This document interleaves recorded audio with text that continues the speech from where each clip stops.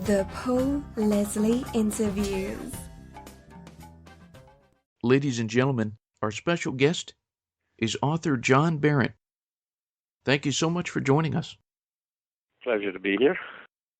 I wanted to kind of start this with a quote in Mark Twain's book, Following the Equator. He says, "Truth is stranger than fiction, but it is because fiction is obliged to stick to possibilities. Truth isn't." What do you think about that? Well, that gets into the whole question of what's fiction, what's nonfiction. It has a lot to do with point of view. I mean, you can get 5 very good writers to write a story about an event that happened in front of all of them, and you get 5 different stories. So, is it inventing when one story is different slightly, or a great deal from another, or not? Which one of them is fiction, which one of them is nonfiction? Are they a blend? This argument will go on forever. What makes a good book, in your opinion? What makes a good book?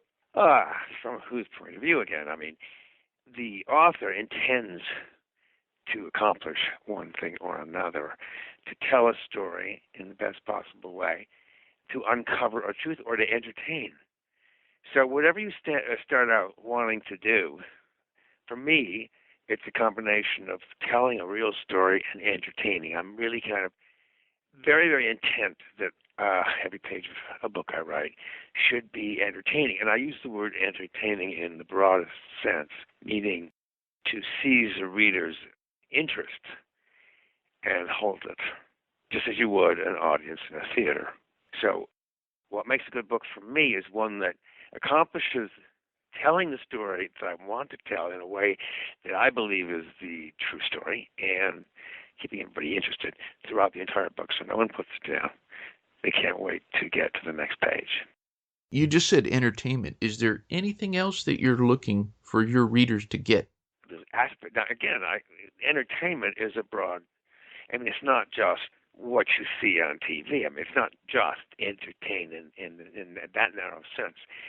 So, if I step back a little bit, I would want a reader to have an awakening of some sort, perhaps, an introduction to their culture that the reader had never really understood before.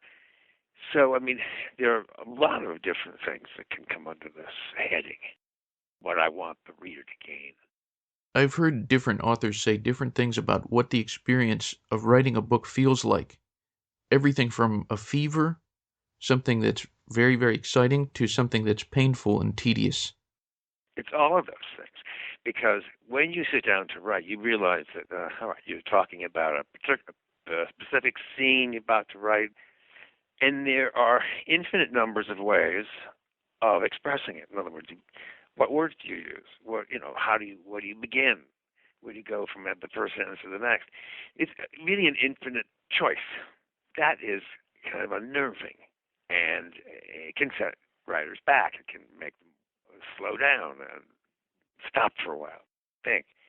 So it's unnerving. It's exciting when you find that the images are coming together, the story is coming together, the pace of it is right. For me, the style of writing is important too, because it suggests a rhythm. I write so that you can read aloud what I've written, and a reader may not realize that, but the sentences flow in a certain way that a reader can almost hear, even though they may be speed reading, they can hear it. So all of these are considerations. I will say that the one marvelous thing about writing is when you are struggling to make it all come together, and suddenly it does, either a chapter or an entire book, there is an audible pop, and you can feel it and hear it almost. And that's the greatest sensation, I think, as a writer I've had. What is the biggest myth about writing? I don't know where to begin. I mean, I don't know what myths do you mean. I don't think of writing or the idea of writing as being a myth, but I mean, you mean inspiration? I mean, there's some myths. I mean, Truman Capote swears that he had a dream and he woke up and wrote the first paragraph of Other Voices, Other Rooms. almost like Coleridge, did in the Kubla Khan. That's, I believe, maybe a myth. There's a lot of places that have, something that you would describe like a feeling, or I guess you could say an atmosphere. Savannah, Georgia definitely has an atmosphere. How would you personally describe the feeling of Savannah? Savannah had the feeling of an enclosed community, enclosed universe shut off from the rest of the world. There was no other place as far as Savannah was concerned when I was living there and writing Midnight. As one of the people who lived there, born and raised there, said to me, we are impervious to outside influences, which is one reason why commercial people from the outside would want to test market their products in Savannah, because they were a unique community without any outside influence. That's the major thing. That it is a cloistered society and self-enclosed. It's surrounded physically by great gaps of geography. I mean, there's the ocean on one side. There are marshes and piney woods on all the other sides. Between Savannah and any other inhabited place, there's a highway from Savannah to Atlanta, Route 16, that's been described as the loneliest highway in America because nobody bothers to go from one to the other. People in Savannah, many of them who've lived there all their lives, have never been to Charleston, South Carolina, which is an hour and 15 minutes away. The same is true of Charlestonians. They don't much care to go to Savannah. They don't think about it. But Savannah doesn't think about the outside world, is what I'm trying to tell you, and that affects everything. What is the most surprising thing that you've learned about people through your profession of being a writer? As a writer, trying to write about people, what happens right away is people don't want to cooperate. They don't want to be in a book. But as you start working, time goes on, suddenly people do want to be in your book. And then they begin to act out in front of you so that you will put them in your book. People warm to the idea of being written about, although at first they may be resistant to the notion. What do you think the initial resistance is because of? Well, I mean, people know they don't have any control over what you're going to write about, and they suspect you have an agenda. I feel more comfortable with a writer. They don't sense an agenda. Then they're more comfortable being themselves, and they're very sure that you'll pick up on all their good qualities. And maybe you do, and maybe the qualities they think are good, you don't agree with, but they don't know this.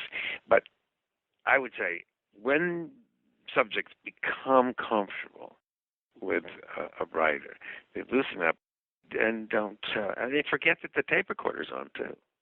At first they're aware of it.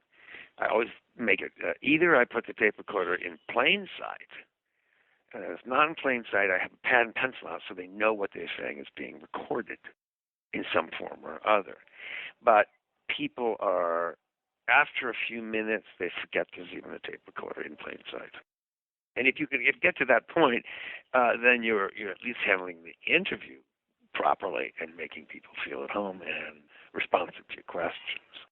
And actually, the best thing that can happen is that there is some deep, dark secret that you happen to know about in advance that you want this person to talk about. You've been doing it right when the secret spills out without having been asked about. And that's happened a number of times in my course of interviewing people. Where I come close to the subject, do not ask it, and the answer comes out without any prodding from me. So these tape recordings that you have made of the people that you've spoken with, have you kept all of them? Yes. Do you ever listen? Oh, occasionally when there's a reason to, but some of them very long. I mean, they're an hour and a half, 2 hours, so I don't listen to them, for my entertainment. But I do sometimes want to hear again what a certain person has said, and so I can just listen to the tape all over again.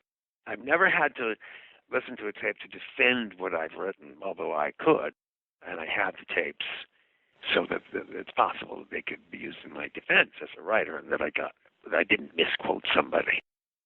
asking you earlier about what you've learned about people through your profession. What have you learned about yourself as a result of what you do? Well, it might seem strange to say this, but I'm basically shy, and I basically am withdrawn and not much of a people person. So why have I chosen this career of writing about people? It's because I find it interesting, although I am reluctant to go push myself into situations where I have to talk and mingle with people that much. But so what I've done is I've forced myself to engage people. And it's been a learning thing for me in how to do it. My father was a salesman, and he could talk to anybody. And I've learned that so can I. If I am writing a book or an article that involves certain characters, you have to get information from them. You have to go and talk to them, not just ask questions, but engage them in a conversation. It's not an interrogation. It's got to be a conversation, which means that the interviewer has to give as well as get. And it's been really I have to force myself to do it. I've become more or less adroit at doing it because I made myself do it. That's what I've learned about myself. I have an ability to engage with people that I wasn't so sure I did have. The people who read your books, when they have written you letters, fans of yours, do you read the letters that people write? I certainly do. I do, and I answer most of them if I can. At first, I was spending an awful lot of time because I was getting a lot of letters when the book first came out. But yes, I absolutely read them. What's the most surprising thing that someone, not just in a letter, but anyone you've encountered that read the book, that really loved it, what's the most surprising thing someone has said to you, or memorable? Every letter probably has something in it that is news to me. I'm just trying to think what would be the most surprising. I would say, but I can't think of an example, that somebody wrote to me and told me something about this story, a character that I hadn't been aware of, and it was an eye-opening piece of information. What not surprises me, but what I was pleased about was when people understood and said this to me in letters, that really the main character of Midnight in the Garden of Good and Evil was Savannah, Georgia, which is absolutely true. The town was a personification of Savannah. And it was, in fact, the main character of the book. Yes, there were a couple of letters I got from people who said that they read the book to a dear one who was dying in the hospital.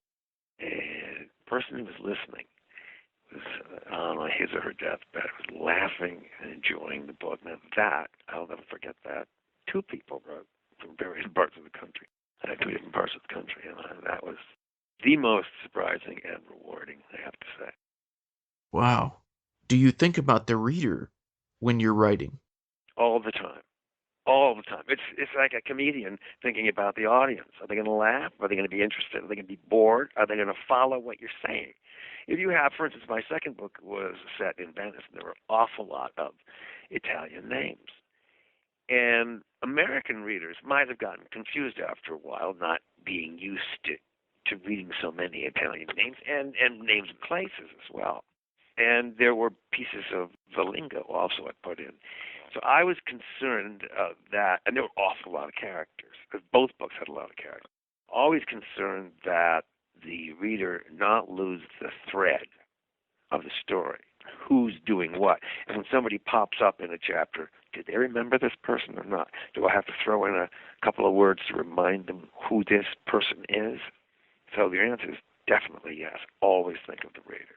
And don't assume the reader's following that closely, but make it easy for them to keep the thread of the thought. You just mentioned Venice a moment ago, and Savannah. Very interesting places. What attracts you most to a place? Well, Savannah and Venice have great similarities. They're both on the water. They're both cloistered places. I mean, I told you how Savannah was cloistered, and Venice is on a group of islands in the middle of a lagoon. And Venice is even more separated from the rest of the surrounding area than Savannah is, because Venice has its own language. It's called Venetian. It's not Italian. And it's a dialect. However, whenever you refer to Venetian as a dialect, you will be corrected. They'll say Venetian is not a dialect, it's a language all on its own. So they're very much apart from the rest of Italy. I mean, they feel different from and better than the people who live on the mainland only a few miles away on the shore of the lagoon.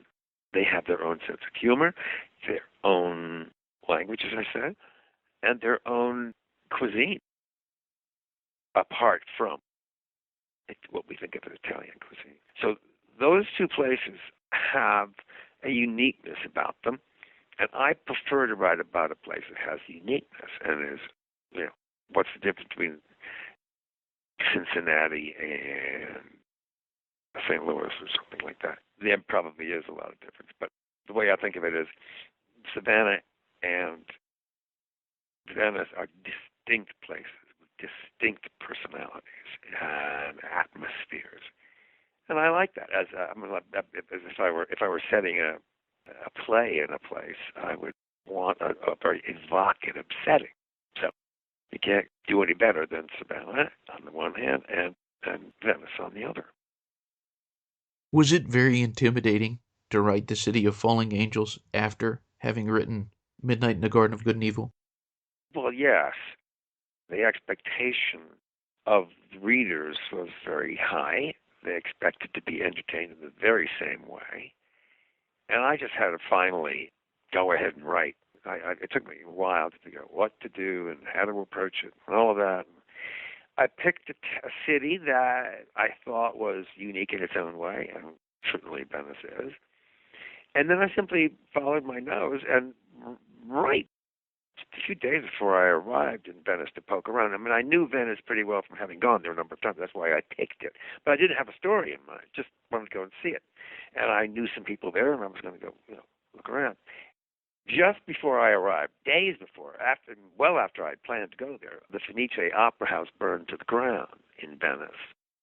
And it didn't occur to me right then and there that it would be part of my book, or even the central feature of my book, which it ended up being.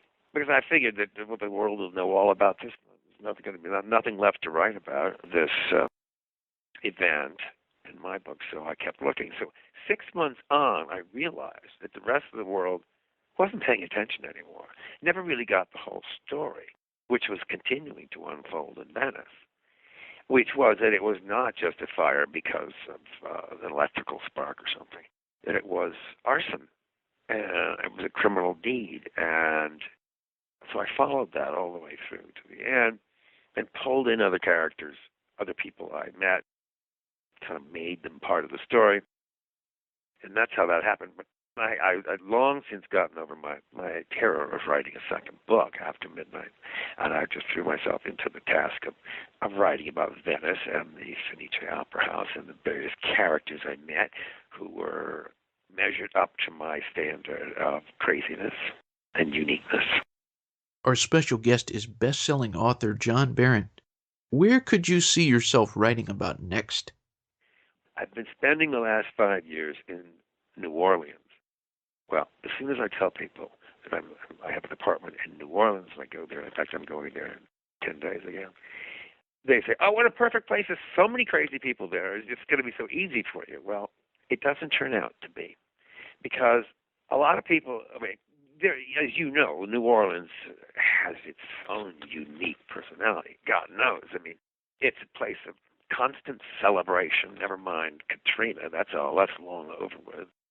There are people dress up all the time. They're in costume. They have parades constantly. It's this, and people come from all over the country to celebrate and party. So there's that going on.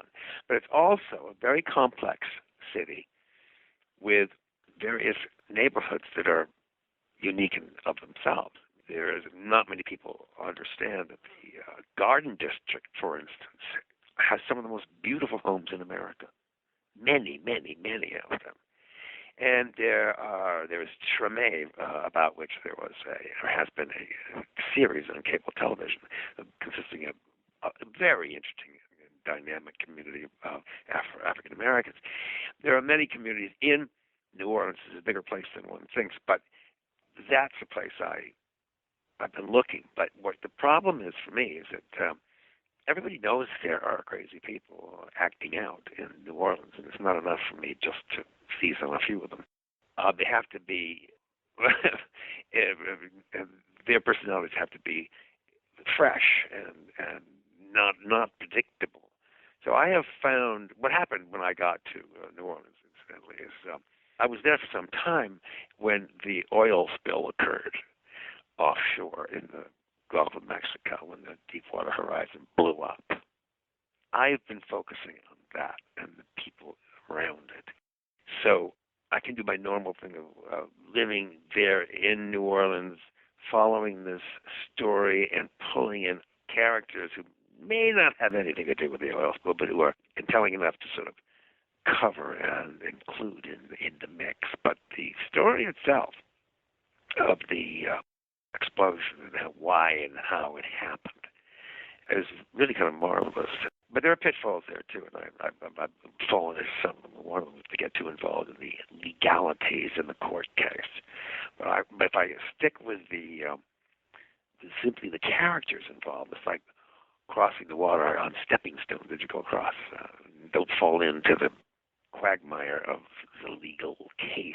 It can be very boring. But the personalities and what happened to people because of the oil spill and the dynamics of the oil spill itself, really quite compelling. So that's been taking me a lot of time, and I've been very slow about it. But I know that there's a book there. I just hope I can pull it out and do it. New Orleans, certainly a city full of eccentric people. Time magazine said about you that you're a weirdo magnet. What is it that makes that so? They said I was a state-of-the-art weirdo magnet. Uh-huh. Well, what happens is that when people, from my first book, it became apparent that I was attracted to eccentric people. So when I found them, I focused on them and wrote about them. And some of the most charming people I've ever met were these eccentrics in Savannah. It gave me a reputation as someone who is interested in eccentric people. And so when I went, for instance, to Venice, people would point me in the direction of this or that character because they knew they were the kind of people I would like to write about. One of them was a man I actually met at a banquet in one of those great palazzos. And he said to me that he was one of the world's great chefs. I said, oh, really? What's your specialty? And he said, rat poison. I said, oh, really? He said, I make the most effective rat poison in the world, and it's the biggest selling rat poison in the world. And he said, you know, what I've discovered, and why I make the best rat poison, because other makers of rat poison simply make poison and put it out there for the rats to eat. But what I do is I include in my poison the food that the rats of any given place like to eat, because garbage really is my main competitor. Rats love garbage, and if I'm doing rat poison for Germany, for the German market, I put pork fat in my rat poison. And that way I can compete against normal garbage and get the rats to eat my poison and die. And in France, I mix it with butter. In America, I mix it with chocolate and popcorn, etc., etc. And he went on. And, you know, people are fascinated by rats. They're disgusted by them. They fear them. But the people at this table where he started talking, at first turned away in disgust, but by the end of it, his talking to me about rat poisoning, everybody was paying attention and listening. So he made the book. He had nothing to do with the Fenice Opera House fire, but there's no way I could have left him out of the book. Well, what person, as a result of your writing, whether you're talking about Midnight or this City of Falling Angels, what person would you say has been your favorite that you encountered? Well, I hate to do that, but since you asked me, I have to. The favorite one is Chablis, the black drag queen from Midnight. There are a lot of favorite characters, let me tell you. I mean, in that book, there were three main favorite characters. One of them was the protagonist, Jim Williams, who shot and killed the young Danny Hansford.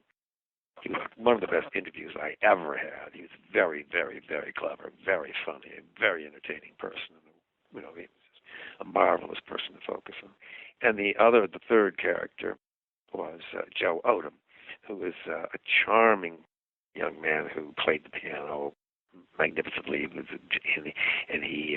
He sang, he played the piano, he worked in the piano bar. He was just a delightful person. He had people over at his house all the time. He sort of conducted an open house. It was very, very typical of Savannah's party atmosphere. Joe Odom was a very attractive guy. And so those three people created the mood, really, of Savannah that I wrote about. Jim Williams, a sort of acerbic, brilliant, dark, but fascinating man with a sense of humor. And Joe Odom, sense of humor, great entertainer and party person, people person. And the Lady Chablis, who was a marvelous sense of irony and was unique, as far as I can see, among what is called drag queens. I don't know, that's probably a term she doesn't like. Anyhow, those three characters, but particularly Lady Chablis. And Lady Chablis has turned out to be the most popular character of either book. I read the quote from you about the first time you flew to Savannah that you realized you could fly for the price of a meal at one of the very trendy restaurants in New York. So what do you think about the restaurants in Savannah, Georgia? When I was living there, now this is interesting, when I was living there in the 80s it was, there were very few restaurants, and they closed at 8 o'clock. If you didn't get in there before 8 o'clock, you didn't eat. And there were chain restaurants, and there were little ones, but there wasn't much in the way of restaurants to speak of. A couple of good ones, and that's about it. Now, since that period of time, and since I wrote my book, there have been a lot of very, very terrific restaurants opening. I went to one about a year ago called The Gray, which got written up in the New York Times of the whole thing. And The Gray is a restaurant that had been within the place that had been the Greyhound bus terminal, and it was turned into a really great-looking restaurant. But before it had become The Gray, the last few years I lived in Savannah, it had become, after having been the Greyhound bus terminal, it had become the Metropole, which was a very sort of hole-in-the-wall restaurant, which very cleverly took this Greyhound bus terminal and turned it into a restaurant. But it was, unfinished decor. It was not at all fancy, and it was interesting cooking, sort of home cooking, but nothing special. But I kind of enjoyed it. Since I finished the book and came back to New York, it was taken over by some well-heeled people, and about a year or so ago became The Gray, and it's a major, major good restaurant, and a lot of good restaurants there now. So my experience with restaurants in Savannah from my period living there is not much I can't tell you about, but since then there have been a lot of very, very decent restaurants that have opened up there. This question comes from Ross Kelly, who is the son of Miss Emma Kelly. I know, Ross. Yeah. And, well, to give the listeners out there a little bit of the info about this, the Metabook was released last year, and this is a digital platform format, or an app, where the readers can kind of experience some multimedia experiences. Mr. Kelly wants to know what your thoughts are regarding the re-release of the Metabook format, and what you think about that. Well, they had to get permission from me, and I gave permission. I think they did a spectacular job. This app includes not just an ebook; it does have an ebook in it. You can read it on your tablet or whatever, and it has not just a recorded version with a narrator reading the whole thing. It's a recorded dramatic version with 18 actors and actresses taking various roles, and there's sound effects and all of that. So it's really a superb audio book as well. On top of that, there are interviews with me and some of the characters, and there are features, visual features, involving some aspect of the book, the story, the characters, and the city of Savannah. So it's a pretty well-rounded multimedia version of the book, and I'm all for it, and I hope it does well. He sends his regards, and the family as well. Well, I love the Kellys. Emma Kelly was one of my favorite characters as well. She was called the Lady of 6,000 Songs, and that's because she was named that by Johnny Mercer, who was a friend of hers. Johnny Mercer was the great American songwriter from Savannah. She did know 6,000 songs, the words and music of 6,000 songs. They figured that out after he tested her on various songs. She was a great lady, a great lady. What are your most vivid memories of her? Well, I picture her seated behind the piano with this great turban of black hair, which wound around on top of her head, and she held in place with two lacquered Chinese chopsticks. And she sang, and she banged away at the piano, and she knew everybody's favorite song. When somebody would walk in the front door, she would start playing their favorite song. She knew what they were. And she was the hub of joy and entertainment wherever she went. And she didn't just appear at Emma's piano bar in Savannah. She would show up at Sunday schools on Sunday, and she'd do church picnics and Kiwanis Club meetings, and she would be playing her piano and singing at all of these functions, social and religious, school functions, as well as the odd piano bar at night. In the motion picture Midnight in the Garden of Good and Evil, what did you think about the inclusion of all of the work from the great songwriter Johnny Mercer in the movie?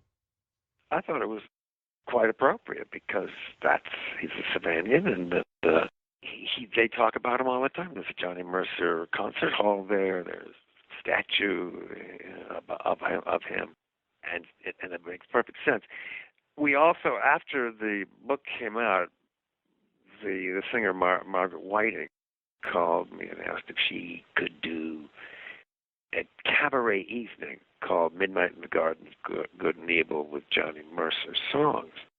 And her idea was to have readings from the book of about 2 minutes each, very brief, and then interspersed with songs, Johnny Mercer songs. And we had some terrific musicians. I mean, Jerry Mulligan and Bobby Short and various other people, very top of the line here in New York.